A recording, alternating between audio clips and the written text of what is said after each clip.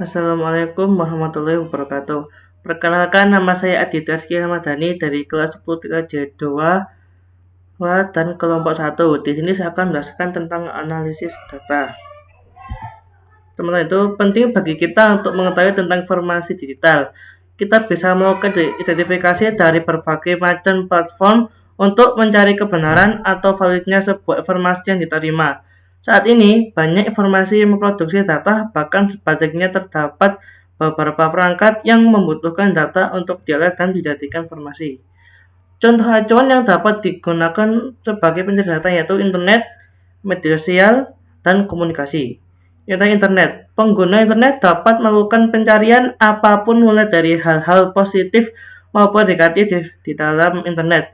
Dalam hal ini diharapkan pengguna internet untuk bijaksana dalam berselancar di dunia internet.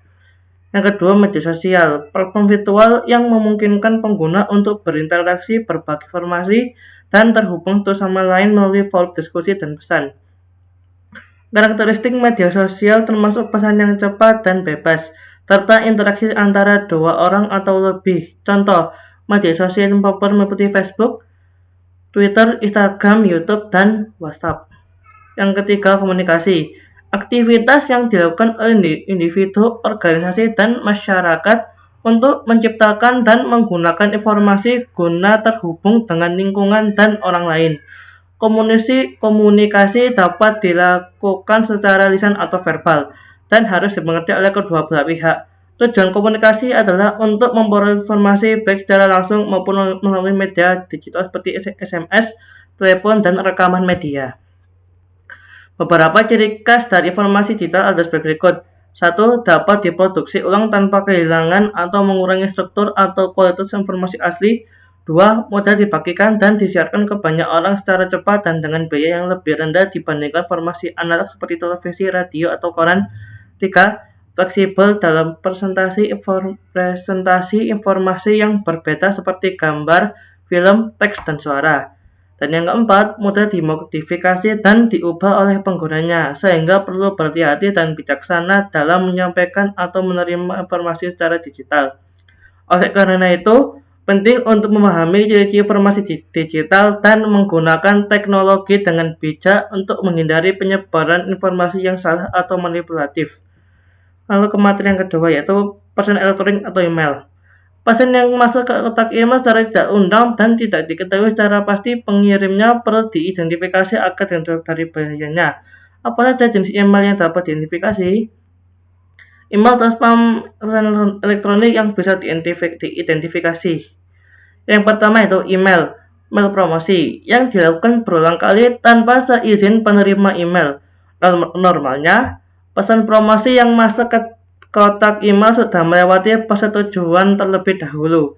Contohnya, sebelum menerima telah bersedia memasukkan alamat email untuk berlangganan info promo pada suatu toko online. Yang kedua, email phishing merupakan email penipuan di mana spammer mencoba mengelabui korban bahwa pesan tersebut terpercaya. Agar bisa mendeteksi email phishing tersebut, yaitu dengan memeriksa alamat email pengirim, hal yang tidak bisa mereka tiru. Email penawaran, pesan hadiah tiba-tiba yang dikirim melalui media informasi digital sering kali merugikan privasi pengguna dan perlu diwaspadai. Jika mempercayai penawaran hadiah tersebut dan menindaklanjutinya, maka data pribadi dapat bocor dan menjadi alat bagi pengirim pesan untuk melakukan tindakan yang melanggar hukum. Pastikan untuk selalu berhati-hati dan melakukan verifikasi sebelum menindaklanjuti, terutama jika tidak pernah berpartisipasi dalam acara undian atau event yang terkait. Yang keempat yaitu email penipu identitas. Dalam penipu identitas melalui email, biasanya seorang spammer akan berpura-pura menjadi seseorang yang dapat dipercaya. Kemudian mereka akan meminta bantuan yang bersifat mendesak dan dengan membuka layanan donasi atau dan lain-lain. Sehingga dengan pasal ini korban menjadi donatur dengan mengirimkan uang kepada seorang pemilik yang fiktif.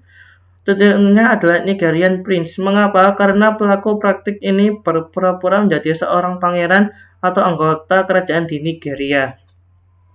Penipuan dalam bentuk lampiran perlu diwaspadai. Sebuah email dari seorang pengirim yang kita tidak mengenalinya pada pesan tersebut melampirkan sebuah dokumen dengan format apapun.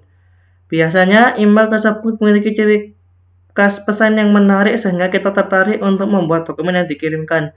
Perlu diketahui bahwa ketika mengunduh dan membuka file tersebut maka akan ada kesempatan bahwa pada lampiran tersebut memiliki malware yang berbahaya pada data dan perangkat lunak. Yang terakhir, email spam. Beberapa penyedia email besar seperti Google, OneDrive, dan email hosting memiliki fitur keamanan yang bagus dan dapat menyaring pesan masuk yang teridentifikasi sebagai spam. Oleh karena itu, pemilik email diharapkan untuk tidak membuka email yang dianggap spam dan tidak membukanya tanpa konfirmasi terlebih dahulu.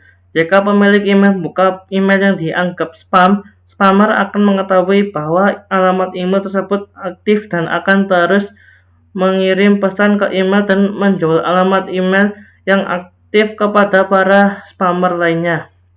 Oleh karena itu, sangat penting untuk tidak membuka pesan spam dan melaporkan pesan spam kepada penyedia layanan email. Sekian dari saya. Mohon maaf bila ada salah kata dan kurang kata. Assalamualaikum warahmatullahi wabarakatuh.